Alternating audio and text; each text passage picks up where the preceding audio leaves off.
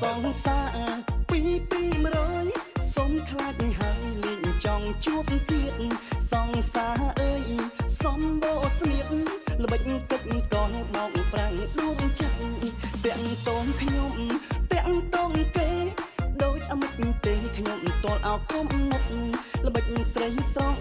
ខ្មៅងងឹតស្នេហ៍ផ្អែមស្អិតតាមតន់ជន់ក្រែងតាមតន់ជន់កែងបងតន់អូនឯងទៅបលែងនឹងគេប្រាប់បងថារវល់ថាមិនសូវទុំនេះការពុតមាសមេទៅតែតងគេស